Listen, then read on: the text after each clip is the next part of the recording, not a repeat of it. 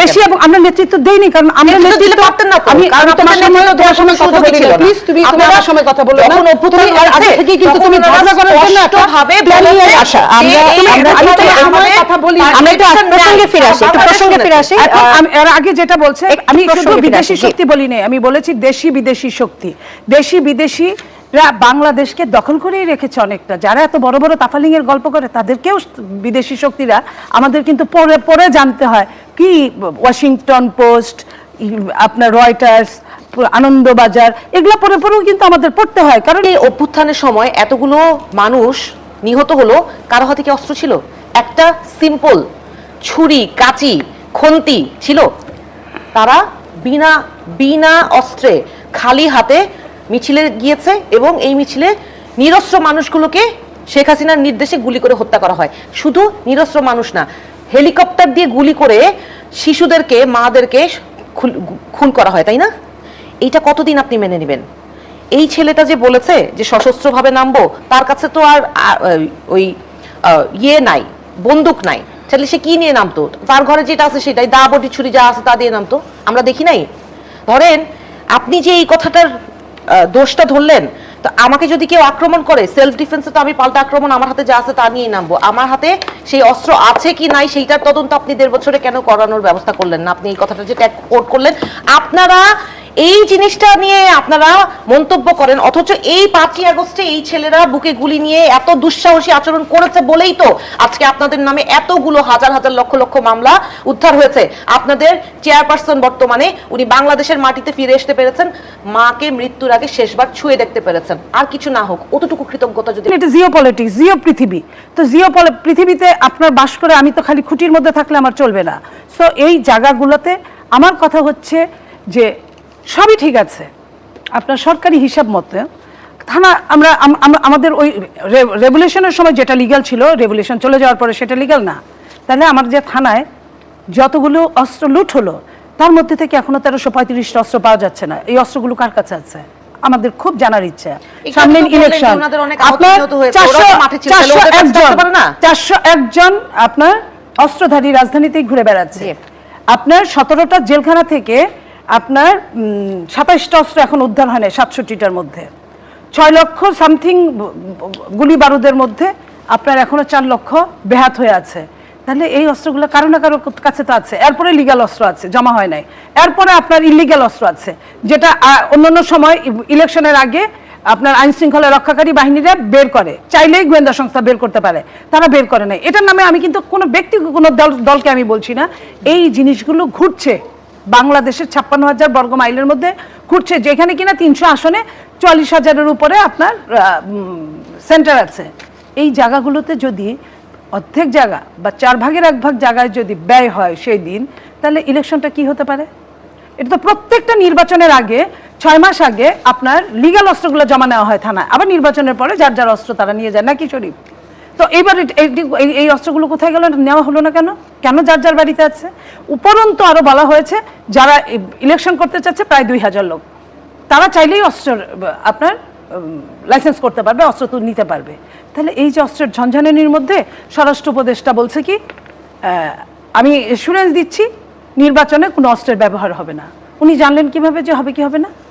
জি ধন্যবাদ। শরীফুজ্জামান শরীফ, আমি একটু পাল্টা প্রশ্ন, ওই যে মনিয়াপা একটু আগে একটা কথা বলছিলেন যে কেউ কিছু বলে থাকলে তার জবাবে আরেকটা কথা মানুষ এক্সপেক্ট করে। এখন ধরেন তারা যদি না চায় তাহলে জামাতের কর্মীরা মাঠেই নামতে পারবে না, এবং এই ধরনের বক্তব্য উস্কানিমূলক না, শুধু ধমক দিয়ে প্রত্যেকটা জায়গায় বলা হচ্ছে। এটা শুধু আমাদের সাথে করা হচ্ছে একটা জায়গায়, বা জামাত ইসলামের সাথে করা হচ্ছে একটা জায়গায়, এরকম না। দেখেন সেই দিন জামাতের নারী কর্মীরা মিরপুরে একটা বাসায় গিয়েছে তাদের সাথে পরিচিত হতে। ধরেন তারা কোনো একটা আইন বহির্ভূত কাজ করেছে, আপনি পুলিশে ফোন দেন, আপনি যদি নির্বাচনী আচরণবিধি লঙ্ঘন করে থাকে তাহলে আপনি নির্বাচন কমিশনকে প্রক্রিয়া অনুযায়ী বিচার দেন, সেই অনুযায়ী তারা এই আপনারা জুলাই অভ্যুত্থানের পরবর্তীতে আসলে নতুন দল হিসেবে এসেছে এনসিপি, তারাও পুরনো পথে হাঁটছে কেন? না তারা কেন সেটাই বলছি, পাল্টা দেখেন কথা বলছে? আমাদের জবাবদিহি আছে, আমাদেরও তো সেই রাজনীতিটা করতেই হচ্ছে, সেই ভোটের রাজনীতিটা আমাদেরকে নামতে হচ্ছে। আমরা কি একতরফা মার খেয়েই যাব? এই যে অভ্যুত্থানের পরে আমরা রাজনীতির মাঠে গেলাম, জানেন এই পর্যন্ত কতদিন কত এলাকায় আমাদের ছেলেপেলেরা মাঠে কাজ করতে গিয়ে ভিন্ন দলের রাজনৈতিক কর্মীদের হাতে মার খেয়েছে, আপনারা তো পেপার পত্রিকায় দেখেছেন। এই যে সহিংসতার রাজনীতি, আমি যেই কথাগুলো এতক্ষণ বলছিলাম যে ধরেন এই সহিংসতার রাজনীতি বন্ধ হতে হবে, সেটা ভার্বাল সহিংসতা হোক আর ফিজিক্যাল সহিংসতা হোক। আমার দলের আহ্বায়ক যেটা বলেছে সেটা উনি সতর্ক বার্তা দিয়েছে। বাংলাদেশে তো আইন শৃঙ্খলা বাহিনী আছে না, আপনার দলের যদি কেউ আমাকে আক্রমণ করে, আমি তো প্রথমে আইন শৃঙ্খলা বাহিনীর উপরেই ভরসা করব, পাল্টা আক্রমণ না, ব্যবস্থা নেওয়ার কথা উনি মিন করেছে। আমরা বসে থাকবো না, আমরা তো প্রতিবাদ করব। আমার তো আর কেউ কেউ তো দাবি করে তারা সর্ববৃহৎ দল, ধরেন বিএনপি অনেক বড় রাজনৈতিক দল, জামাত অনেক বড় রাজনৈতিক দল এই মুহূর্তে, তখন ওনাদের তো অনেক নেতাকর্মী, আমার দলের তো আসলে অত নেতাকর্মীও নাই, আমি তো আর অত মারামারি করতে পারবো না, কিন্তু আমি প্রতিবাদ তো করবো, ওইটুকু তো অধিকার আমার আছে। আমার কাছে যেটা অবাক লাগে, আমি তো নতুন রাজনীতি করতে এসেছি, সামগ্রিকভাবে এই ভোটের রাজনীতিতে আমাদের দলটাই নতুন, তাই না? মনিয়াপা একটু আগে একটা কথা জাস্ট বলছিলেন, এই কথাটা আমি আমার কাছে খুব অবাক লেগেছে এবং কানেও লেগেছে, যে উনি বলছিলেন যে যত যাই বলেন রাজনীতিতে কেউ কিছু বললে সেটার একটা পাল্টা কথা উত্তর দিতে হয়, এবং কথার রাজনীতি আর মাঠের রাজনীতি আলাদা, 10টা বললে একটার উত্তর দিতেই হয়। এবং উনি একটা কথা বলেছেন যে বিদেশের অনেক শক্তি ওনাদেরকে আলাদা হতে বলেছেন জোট থেকে, 4 দলীয় জোট থেকে। কারা, এটা আমার খুব জানার ইচ্ছা, কারণ আমাদেরও তো চিন্তা হবে যে কোন দেশের স্বার্থ আছে এই বাংলাদেশের উপর, যে বিদেশি পরাশক্তি বাংলাদেশে কোন দল কার সাথে জোট করবে সেইটা নির্দেশনা দেয়। এবং আপনি দেখেন এইটা কিন্তু খুবই অ্যালার্মিং একটা বিষয়। তারপরে আপা নিজেই বলছিলেন যে আমার সাথে বা আমাদের দলের সাথে যারা ছিল, ওনাদের দল ভেবেছে তারা যদি অন্যায় না করে থাকে তাহলে তাদের সাথে জোট কেন ভাঙবে, এই জন্যই ওনারা এতদিন জোটটা ভাঙেনি এবং একসাথে যুগপৎ আন্দোলন করেছেন। এবং 24 পরবর্তী সময় ওনারা বক্তব্য, নানান পরস্পর বিরোধী বক্তব্যের কারণে একে অপরের উপর মনক্ষুণ্ণ হয়েছে এবং ওনাদের সুসম্পর্কতা নষ্ট হয়েছে। এখন ওই যে একজন আরেকজনকে আক্রমণ করে কথা বলা, অ্যাটাক করা, এই কাজটা করছে। আমি অবাক হয়ে ভাবলাম যে যেই দলটাকে তারা এতদিন ভেবেছে যে তাদের কোনো দোষ নাই বলে তারা আলাদা হন নাই, এটা আবার নিজের বক্তব্যটা আমি কোট করলাম, তাহলে এখন সেই দলের সাথে আমরা জোট করার কারণে সেই দল যুদ্ধাপরাধী বিচার হতে হবে, সেই দল যুদ্ধাপরাধী থেকে শুরু করে তারা ইসলামপন্থী রাজনীতি করবে, এগুলো এই ধরনের নানান ধরনের ট্যাগিং কেন করা হচ্ছে? এই ট্যাগিং তো আপনারা ট্যাগিং কি মানে ভুল বলছেন আপনি? আমি একেবারেই ভুল বলছি না, আমি বলতে চাচ্ছি যে ধরেন এই জিনিসটা মেনে নিয়েই তো ওনারা তাদের সাথে এত বছর সংসারটা করেছে না। আমার কাছে এখন প্রথম প্রশ্নটা হচ্ছে যে আমি এই নতুন বাংলাদেশে কাদের সাথে আমি চলবো, তারা কি প্রো বাংলাদেশি কিনা, বাংলাদেশের সপক্ষে তারা রাজনীতি করবে কিনা, সেটা আমি দেখবো। এই মুহূর্তে জামাতে ইসলামের সাথে আমরা যেই জামাতে ইসলামকে আমরা এখন দেখছি, সেই জামাতে ইসলাম কি বাংলাদেশের পক্ষে রাজনীতি করেছে? এবং অ্যালায়েন্স এক জিনিস আর ক্ষমতা এক জিনিস। অ্যালায়েন্সে নেওয়া যায়, নিয়েছে তারা বিএনপির সাথে আসার আগেও এমপি হয়েছে, এমপি হয় নাই তা তো না, 2টা 4টা একটা হয়েছে। তো সেটা হচ্ছে যুগপৎ আন্দোলনে আওয়ামী লীগের সাথেও তারা গিয়েছে, জামাত আওয়ামী লীগের সাথেও করেছে, সব দলের সাথে করেছে।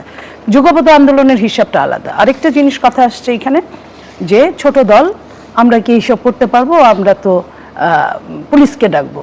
আপনার মনে আছে যে 5ই আগস্টের পরে যখন কোনো একজন উপদেষ্টাকে, এখন যিনি এনসিপির নির্বাচনের চিফ, তাকে জিজ্ঞেস করা হয়েছিল যে 5 তারিখে যদি স্বাধীন না হতো কি করতেন আপনারা? যে 6 তারিখে আমরা সশস্ত্রভাবে নামতাম। এই সশস্ত্রের অস্ত্রটা কোথায় আছে এবং সেদিন কোথায় ছিল, এটা খুব জানতে ইচ্ছা করে। যে তাদের কথার মধ্যেই কিন্তু তাদের অনেক কিছু থেকে যায়।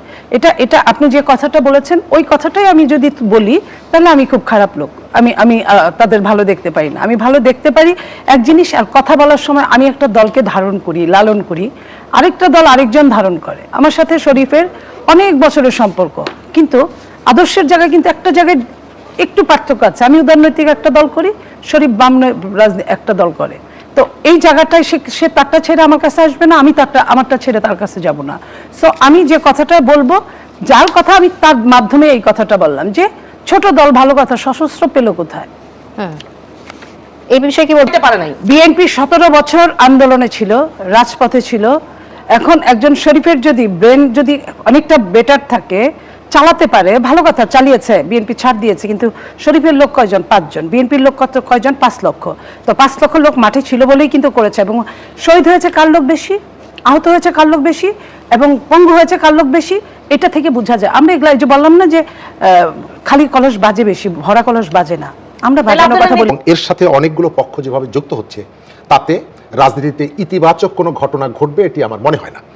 সংশয় সন্দেহটা কেন? সংশয় সন্দেহটা এই কারণে, যখন আমি দেখি যে বাংলাদেশে প্রথমবারের মতো আপনি পোস্টাল ব্যালটে ভোট হচ্ছে, কিন্তু সেই পোস্টাল ব্যালট প্রিন্ট করার ক্ষেত্রে আপনি যে ফিলোসফিটাকে ওন করছেন বা যে মেথোডোলজি ওন করছেন, সেখানে একটা নির্দিষ্ট পক্ষকে কোনো না কোনোভাবে সাপোর্ট যাতে তাদের পক্ষে যায়, তারা যাতে সুবিধা ভোগ করে, তার একটা প্রবণতা আপনার মধ্যে আছে। আপনি যখন রাতের বেলায় কোনো একটা বাড়িতে গিয়ে আপনি বিকাশ নাম্বার কেন সংগ্রহ করবেন? নির্ধারিত সময় আছে। অসহিষ্ণুতা যদি দেখান তাহলে কথা বলতে আমি ওনার উত্তর নিব, আমি এই প্রশ্নটা নিশ্চয়ই করার অধিকার আমার আছে, এবং আমি সেটি বলেছিও যে বিএনপির ভুলের জায়গাটা কোথায়, সে নিজে এখানে একটা ভূমিকা নিয়েছে, কিন্তু ঘটনার সূত্রপাতটা কোথায়? আপনি কেন গেলেন? আপনি যদি না যেতেন তাহলে বিএনপি, আপনি ধরে নিচ্ছেন, আবার আমিও সমালোচনা করছি, বিএনপি তার শক্তি দেখিয়েছে। শক্তি দেখালো কখন এবং কেন দেখাতে পারলো? এবং এই আলোচনাটা, এই সমালোচনা তো আজকের না, বিভিন্ন জায়গা থেকে। এবং গতকালকে আপনি যদি খেয়াল করেন, ইলেকশন কমিশন থেকে একটা প্রেস লিস্ট দিয়ে বলা হয়েছে যে আমাদের কাছে প্রতীয়মান হচ্ছে যে বিভিন্ন বাড়িতে বাড়িতে গিয়ে মানুষের আইডি কার্ড সংগ্রহ করা হচ্ছে। এই প্র্যাকটিসটা তো আমাদের স্থানীয় সরকার নির্বাচনে ছিল, ইউনিয়ন পরিষদে বাড়িতে গিয়ে ভোট কেনা, 500 টাকা 300 টাকা, একটা লুঙ্গি একটা শাড়ি। আমরা গণ অভ্যুত্থান করে যে সংস্কৃতির পরিবর্তনটা করতে চেয়েছিলাম, এই কি পরিবর্তন? আমি গ্রামের যে ভোট কেনার যে সংস্কৃতি, এবং এত বছর পর আমি ভোটটা দিব, আপনি আমার কাছ থেকে টাকা দিয়ে ভোটটা কিনে নেওয়ার এই মেন্টালিটি, মনোভাব আপনার মধ্যে কেন হলো? তাহলে রাজনীতির পরিবর্তনটা। ধন্যবাদ আপনাকে অ্যাডভোকেট হুমায়রা নূর। বিকাশে না হয় টাকা দেবে, বুঝলাম, এনআইডি নম্বর দিয়ে কি কাজ হবে আসলে? এনআইডি নম্বরের প্রয়োজনীয়তাটা কি? যেহেতু আমি ওই দলটা করি না, তারপরেও প্রসঙ্গবশত যেহেতু উনাদের সাথে আমরা ভোট, নির্বাচনে আসন সমঝোতা হওয়ার কারণে উনাদের সাথে কিছুটা কাজ করার সুযোগ হয়েছে, যেটা 20 বছর বিএনপির সুযোগ হয়েছে। সেই জায়গাটা থেকে আমিও একজন আইনজীবী হিসেবে আমিও এনকোয়ারি করেছি, কারণ আমারও তো সত্যটা কি এটা জানতে হবে, যেহেতু আমিও রাজনীতিটা করতে এসেছি। আমি একটা জিনিস ওনাদেরকে জিজ্ঞেস করেছি, আপনারা কি আসলে বিকাশ দিচ্ছেন? দিলে আমাকেও কিছু দিয়েন, ধরেন অন্যদের দিলে আমি কিছু পেতে পারি না। তো প্রশ্নটা হচ্ছে, এই প্রমাণটা কারো কাছে নাই, কিন্তু একতরফা ভাবে একটা দলকে বলে দেয়া যায় যে বিকাশ দিচ্ছে। একইভাবে প্রমাণ ছাড়া বিকাশের কথা বলছে, মোবাইল নাম্বার চেয়েছে, এটা অন্যায় হয়েছে, এনআইডি কার্ড চেয়েছে, সেটা অন্যায় হয়েছে। সেটারও প্রশ্ন করেছি, যেটা ওনারা বলেছেন সেইটা হচ্ছে, ধরেন আমাদের দলের তাসনিম যারা ডাক্তার, উনি যখন স্বতন্ত্র প্রার্থী হিসেবে সব ভোটারদের তালিকা করতে গেলেন, ওই সময় উনি যেটা দেখেছেন, সেইটা দিয়ে এটা ডিফিকাল্টি ফেস করেছেন। অনলাইনে কিন্তু আপনি ভোটার আইডি আর ভোটার নাম্বারটা, মানে এনআইডির সাথে ভোটার নাম্বারটা মিলিয়ে যে প্রার্থীর ভোটার স্লিপটা নিতে হয়, সেইটা বের করতে তার ডিফিকাল্টি হয়েছে বলেই কিন্তু সে আলটিমেটলি তার মনোনয়ন পেতে অনেক ঝক্কি পোহাতে হয়েছে। এটা কিন্তু সবাই জানেন। এখন এই প্রশ্নের উত্তরে ওনারা যেটা আমাদেরকে জানিয়েছেন সেইটা হচ্ছে যে, এই যে বাড়ি বাড়ি গিয়ে ভোটারদের এনআইডি কার্ড এবং ফোন নাম্বার চেয়েছেন, এবং তার পরিপ্রেক্ষিতে কয়েকজনের কাছে এটাও জানতে পেরেছি যে ওনাদের মোবাইলে ভোটার আইডি নম্বর সহ মেসেজ গিয়েছে। এখন এইটা হচ্ছে আমার প্রশ্ন, যে এই কাজটা কি ওনাদের দায়িত্ব কিনা? ভোটার আইডির অনুযায়ী মেসেজ পাঠানো, মোবাইল নম্বরে মেসেজ পাঠানো, এটা আমারও প্রশ্ন, কারণ আমি যেহেতু ওই দলটা করি না, সুতরাং ওইটা আমি জানি না। এখন কিছু কিছু কথা আমি আমার জানার জন্য আমি আপাকে জিজ্ঞেস করে গিয়েছিলাম, আরও কিছু প্রশ্ন আমার আছে। সেটা হচ্ছে, আপা স্পষ্ট করলেন না, আপা ওয়াশিংটন ডিসি, আনন্দবাজার এবং বিদেশি পত্রিকাগুলোর কথা বললেন, কিন্তু আমার জানা নাই যে কোনো পত্রিকা মারফত কি কোনো দলের প্রতি কোনো নির্দেশনা আসতে পারে যে ওই দল থেকে, জোট থেকে বের হয়ে যাও। এইটা আমার কাছে খুবই অবাক লেগেছে।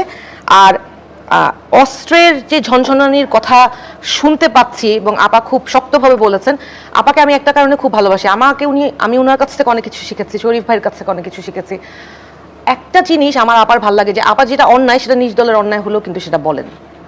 সেই দিন আমরা দেখতে পেলাম যে র্যাব একটা বিশেষ ইনফরমেশন, ইন্টেল পেয়েছে যে অস্ত্র, একটা স্পেসিফিক কিছু সন্ত্রাসী গোষ্ঠীর কাছে অস্ত্র আছে, এবং সেইটা অনুসন্ধান করতে গিয়ে আপনারা সবাই জানেন র্যাবের 4 জন সদস্যকে বিএনপি কর্মীরা বেধড়ক মেরেছে এবং একজন নিহত হয়েছে। তাহলে এই অস্ত্র উদ্ধার হবে কিভাবে যদি এই সহিংস রাজনীতি চলতে থাকে? জি, ধন্যবাদ। অ্যাডভোকেট হুমায়রা নূরের প্রশ্নটা উত্তরও আপনার কাছ থেকে নেব। সেই সাথে আরেকটি বিষয় বলতে চাই যে বিএনপির একজন ভাইস চেয়ারম্যান যিনি এক আসনে দলীয় প্রার্থী হিসেবে নির্বাচনী পথসভায় কর্মীদের স্লোগান থামাতে গিয়ে উত্তেজিত হয়ে গালি দিয়েছেন। আমরা সোশ্যাল ওইটা এক কথাই বলছি, র্যাবের যে ঘটনাটা, এটা বিএনপি যে করেছে এটা কোনো প্রমাণ হয় নাই, এটা এক ধরনের আঙ্গুল তোলা আরেকটা ব্যাপার, এটা এক কথায় আমি শেষ করে দিলাম। দ্বিতীয়ত হচ্ছে যে আপনি মেজাজ হারানোর কথা বলছেন, প্রত্যেকটা জায়গায় বাংলাদেশের প্রেক্ষাপটে লক্ষ লক্ষ মানুষকে এই 8-10 দিন, 19 দিন, 18 দিনে ভোট চাইতে হয়, নিয়ন্ত্রণ করতে হয়, মিটিং করতে হয়, মিছিল করতে হয়। আপনি দেখেন স্বতন্ত্র প্রার্থী রুমিনের ব্যাপারটা দেখেন, ম্যাজিস্ট্রেটের সঙ্গে যে বৎসাটা হয়েছে, ওর যে সম্পূর্ণ দোষ আছে আমি তাও বলবো না, সে কিন্তু দেখাইতেই চেয়েছে যে আপনাকে যখন এটা করে, আপনাকে অন্য দল বা অন্য কেউ, এটা মেজাজ অনেক সময়, আমরা তো মানুষ, আমরা তো দেবতা না। তো এই যে সারাদিন একটা মানুষ 10টা-20টা প্রোগ্রাম করে আসার পরে কেউ যখন স্লোগানে মুখরিত করে, স্লোগানেরও কিন্তু একটা টাইম আছে, ফ্রেম আছে, কোনখানে থামলে স্লোগানটা দিতে হয় অনেক সময়। আর গুপ্ত রাজনীতি আসার পরে আপনি নিশ্চয়ই এটাও খেয়াল করেছেন যে অন্য দলের কিনা এরকম জিজ্ঞাসিত হয়েছে। তো গুপ্ত রাজনীতি আসার পরে ডিস্টার্ব করার সংখ্যাটা কিন্তু আগে এটাকে ডিস্টার্ব মনে হতো না, এখন যে কেউ একজন আরেকজনকে অবিশ্বাস করে ভেতরে ভেতরে। আপনার মনে আছে দেশনেত্রী বেগম খালেদা জিয়াকে যখন বালির ট্রাকের বাস্তার বাইরে উনি ভেতর থেকে যখন বলছিলেন যে আপনারা কথা বলছেন না কেন, বাংলা বুঝেন না? এই যে বাংলা বুঝেন না, এটা কিন্তু উনি সত্যিকার অর্থে ওইভাবেই বলছেন যে অবাঙালিরা আসছে কিনা। এখানে আমরা 3 জন বসছি আপনার সাথে, 3 জনের মেজাজ কিন্তু একরকম হবে এমন আপনিও আশা করতে পারেন না, আমরাও আশা করতে পারি না। একজন আইন লঙ্ঘন করে, ভায়োলেট করে, আরেকজন আইনের মধ্যে থাকে, আরেকজন নরম করে কথা বলে কিন্তু শক্ত কথা বলে, আরেকজন জোরে কথা বলে কিন্তু নরম কথা বলে। সবার মধ্যে সবাই তো একরকম না, সবাই একরকম না, কোনো কথা বলি না যেটা অনিয়ারে যাওয়ার মতো না। ঠিক আছে, বিচ্ছিন্ন ঘটনা কখনো উদাহরণ হতে পারে না, এটা লাখে একটা, এটা বিচ্ছিন্ন ঘটনা, আমি এটাই মনে করি। জি, আপনার কাছে যাচ্ছি। অ্যাডভোকেট হুমায়রা নূর কিছু বলতে চাচ্ছেন? তথ্য আমি ক্লারিফাই করতে চাই, এটা আমার একদমই আমার বিষয় না, আমি ওদেরকে ওরা আমার ভালোবাসার দলও না, কিন্তু আমার আসলে দুঃখ লাগে যখন জামাত ইসলামের কথা বলছি, জামাত ইসলামের নারীরা, আমার দুঃখ লাগে যখন একদম পরিণত রাজনীতিবিদরা বা পরিণত জ্ঞানী ব্যক্তিরা যখন ভুল তথ্য দিয়ে মানুষকে বিভ্রান্ত করে, তখন আমার খুব কষ্ট লাগে। আমি যেটা অন্য দলের জন্য আমি করব না, সেটা আমার নিজের জন্য প্রযোজ্য। আমি চাই না আমার দ্বারা যদি এরকম হয়, সেটার জন্য আমি ক্ষমা প্রার্থী। একটু আগে শরীফ ভাই বলছিলেন রাতের বেলা কেন জামাত ইসলামের নারীরা মানুষের বাড়ি বাড়ি যাবে। এখানে আমি প্রথম আলোর খবরটা আমি খুঁজে বের করলাম এবং আমি এটা জানার জন্য যে তথ্যটা কি সত্য কিনা খুঁজে বের করলাম। এখানে দেখেন স্পষ্ট লেখা আছে যে উনারা বিকে জাত নাই, বংশ নাই, এই ধরনের গালি দেওয়া হয়। আবার ধরেন আপনি যে কথাটা মেনশন করে আমাকে জিজ্ঞেস করলেন, আমি একটা জায়গায় না আমার একটু সিম্প্যাথিও কাজ করে, কারণ উনারা অনেক বছর ক্ষমতার বাইরে থেকে অনেক নির্যাতনও সহ্য করেছেন এবং উনাদের অনেক বয়সও হয়েছে। আমার যেই ধৈর্যটা, সেই ধৈর্যটা উনারও থাকবে না। উনার হয়ে আমি উত্তরটা দিলাম, এটাও আবার ধরেন কিছুটা স্বাভাবিক, তারপরও আমি এটা আমার নিজের জায়গা থেকেই বলছি যে আমারও মাঝে মাঝে খারাপই লাগে যে হয়তো বয়স্ক মানুষ হিসেবে ওনারা ধৈর্য হারিয়ে ফেলছেন। আরেকটা বিষয় আনতে চাচ্ছিলাম, কিন্তু এই জিনিসগুলো দেখলে মানুষের খারাপ লাগে যে আপনি মানুষের প্রতি ঘৃণা প্রকাশ করছেন সেই মানুষগুলোর কাছে, যেই মানুষগুলোর কাছে আপনি ভোট চাচ্ছেন। একজন দেখলাম হাত মিলাতে গিয়েছে জনাব মির্জা আব্বাসের সাথে, উনি হাত মিলিয়ে এরপরে আবার ওনার খুব খারাপ লেগেছে যে হাতের মধ্যে কি আছে উনি এবার দেখছে। ধরেন এই জিনিসগুলো কিন্তু মানুষকে ভিতর থেকে নাড়া দেয় যে আল্লাহ আমাকে এত ছোট করে দেখলো। আসলে বিষয়গুলোতে আমরা আসবো, আমরা আরেকটু মতামত নিব। তবে আপনার কাছে আমার একটা প্রশ্ন আছে। এনসিপির ঢাকা মহানগর উত্তরের সদস্য সচিব এবং কেন্দ্রীয় নির্বাচন পরিচালনা কমিটির সদস্য সর্দার আমিরুল ইসলাম সাগর 1 ঘন্টা বা 2 ঘন্টা আগে ফেসবুকে একটা পোস্ট দিয়েছেন, আমি জানি না আপনি দেখেছেন কিনা। যেহেতু সোশ্যাল প্ল্যাটফর্মের SMS এবং টেক্সট সবকিছুই আমরা আসলে এখন